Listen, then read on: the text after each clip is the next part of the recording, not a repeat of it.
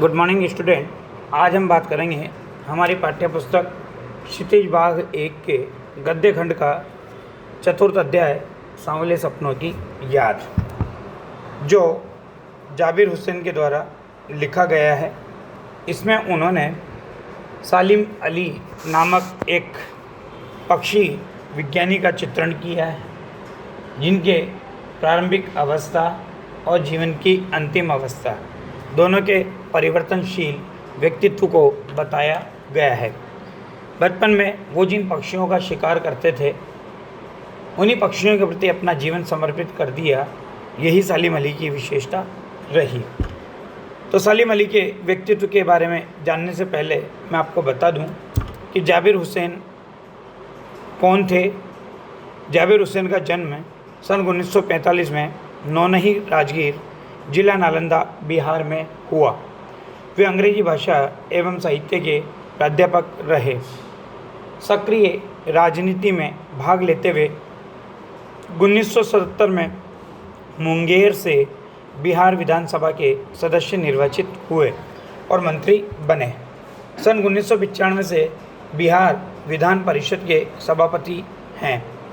जाबिर हुसैन हिंदी, उर्दू तथा अंग्रेजी तीनों भाषाओं में समान अधिकार के साथ लेखन करते रहे हैं।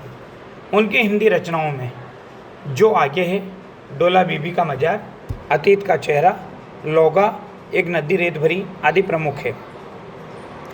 अपने लंबे राजनीतिक और सामाजिक जीवन के अनुभवों में उपस्थित आम आदमी के संघर्षों को उन्होंने अपने साहित्य में प्रकट किया। संघर्षरत आम आदमी और विशिष्ट व्यक्तित्वों पर लिखी गई उनकी डायरियाँ चर्चित भी है और प्रशंसित भी हुई है।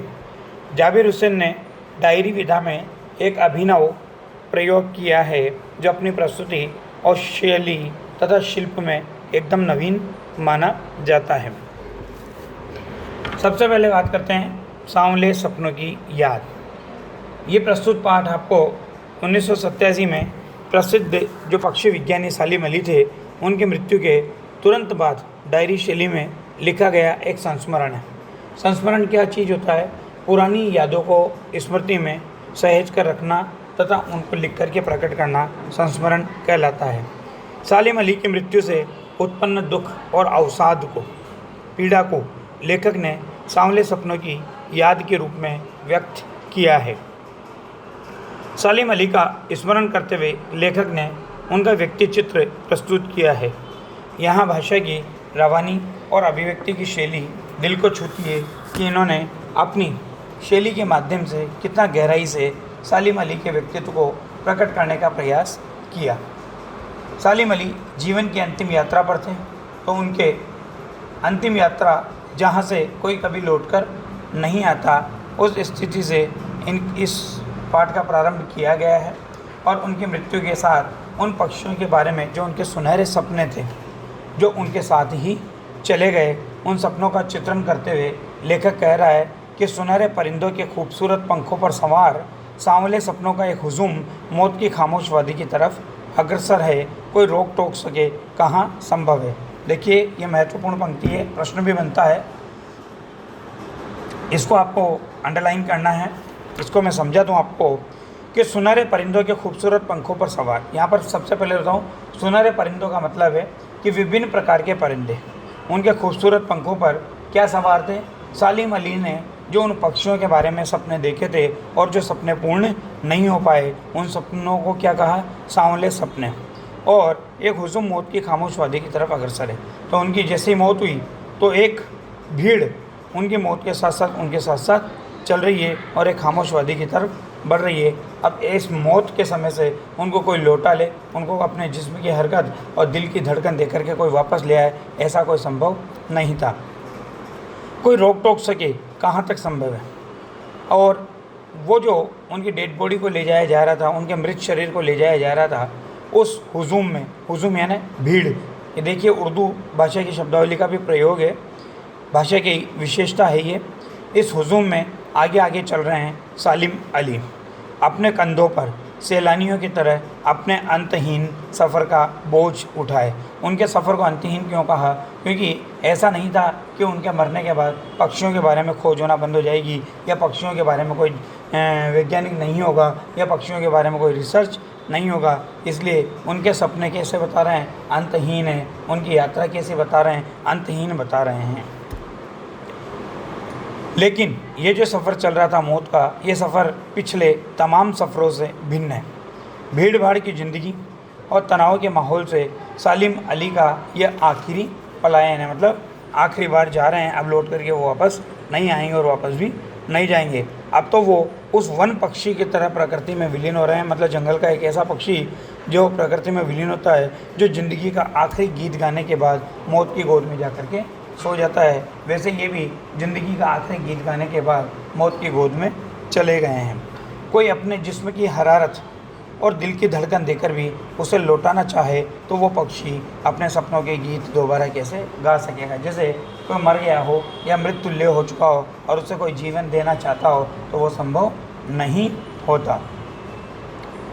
मुझे नहीं लगता कि कोई सोए हुए पक्षी को जगाना चाहेगा। सोया हुआ पक्षी यहाँ पर बताया है सालिम अली को। वर्षों पूर्व खुद सालिम अली ने कहा था कि लोग पक्षियों को आदमी की नज़र से देखना चाहते हैं। आदमी की नज़र का अभिप्राय समझते हो आप? केवल उपयोगितावादी दृष्टिकोण। उपयोगितावादी दृष्टिकोण का मतलब है कि आदमी हर वस्तु को, प्रकृति को, पहाड़ों को, झरनों को, नदियों को, पक्षियों को, प्रकृति के हर एक अंग को अपनी नज़र से देखता है कि उसकी उपयोगिता उसके जीवन में कहाँ तक है। तो ये कहता है कि पक्षियों को आदमी की नज़र से मत देखो, बल्कि पक्षियों को प्रकृति की नज़र से देखो। पक्षियों को पक्षियों की नज़र से देखो। हर चीज़ के प्रति, सृष्टि के कण कण के प्रति, हर पक्षी, पशु, नदी, पहाड़, पेड़ पौधे, झरनों के प्रति केवल उपयोगितावादी दृष्टिकोण अपने जीवन में मत रखो। वर्षों पूर्व खुद सालिम अली ने कहा था कि लोग पक्षियों को आदमी की नज़र से देखना चाहते हैं। ये उनकी भूल है। ठीक उसी तरह जैसे जंगलों और पहाड़ों, झरनों और आबशारों को वो प्रकृति की नज़र से नहीं देखते। आबशार यानी झरने आदमी की नज़र से देखने को उत्सुक रहते हैं। आदमी की नज़र मैंने बताया केवल उपयोगितावादी दृष्टिकोण। भला कोई आदमी अपने कानों से पक्षियों की आवाज़ का मधुर संगीत सुनकर अपने भीतर रोमांच का सोता फूटता महसूस कर सकेगा? सोता है ना ये कह रहे हैं कि आज ऐसे बहुत कम लोग दिखाई देते हैं जो प्रकृति की आवाज़ को सुनकर, प्रकृति की ध्वनि को सुनकर, पक्षियों की ध्वनि को सुनकर अपने भीतर रोमांच का स्रोत महसूस कर सकते हो। ऐसा कोई व्यक्ति दिखाई नहीं देता। अगली पंक्ति भी बहुत महत्वपूर्ण आ रही है कि एहसास की ऐसी ही एक उबड़ खाबड़ ज़मीन पर जन्मे मिथक का नाम है सालिम अली। इसे भी अंडरलाइन करना है आपको। एहसास की ऐसी ज़मीन उबड़ खाबड़ क्यों कहा? क्योंकि कुछ सपने पूरे हैं, कुछ सपने अधूरे हैं, कुछ देखे गए हैं और कुछ देखना बाकी है। और ये सपने क्या है? एक मिथक के समान है। मिथक क्या होता है? अब मैंने आपको मिथक के बारे में बता दूं कि मिथक क्या होता है। प्राचीन जो कथाएं होती हैं, उन कथाओं का वह तत्व होता है जो नई स्थितियों में नवीन अर्थ का वहन करता दिखाई देता। मतलब प्राचीन कहानियों का एक नया स्वरूप। तो ये प्राचीन कहानियों में जैसे बताया गया था, पक्षी बोलते थे, पक्षी ये करते थे, या पक्षी मानव के लिए बहुत उपयोगी होते थे, और आज ये मात्र कल्पना लगती है। इसलिए सालिम अली को क्या बताया गया? एक मिथक बताया गया जिनके बारे में कोई सोच नहीं सकता था कि वो पक्षियों के बारे में इतनी बारीकी से हमें जानकारी प्रदान कर पाएंगे। आगे देखिए, पता नहीं अब ये यहाँ पर वृंदावन मथुरा की एक घटना का चित्रण कर रहा है कि जैसे हम वहाँ पर जाते हैं, यमुना के काले जल को देखते हैं या वहाँ की भूमि को देखते हैं, तो हमें क्या लगता है कि श्री कृष्ण अभी लौट आएंगे, बांसुरी बजाएंगे, वृंदावन सुरीला हो जाएगा, वहाँ पर उन्होंने लीलाएँ की थी। ये सब उनको देख करके याद आता है। पता नहीं इतिहास में कब कृष्ण ने वृंदावन में रास लीला रची थी और शोक गोपियों को, शोक उर्दू का शब्द है, इसका मतलब होता है चंचल, और चंचल गोपियों को अपनी शरारतों का निशाना बनाया था, और कब माखन भरे भांडे फोड़े थे और दूध छाली से अपने मुंह भरे थे। कब वाटिका में, यानी बगीचों में, छोटे छोटे किंतु घने पेड़ों की छांव पर विश्राम किया था। कब दिल की धड़कनों को एकदम से तेज करने वाले अंदाज में बंसी बजाई थी।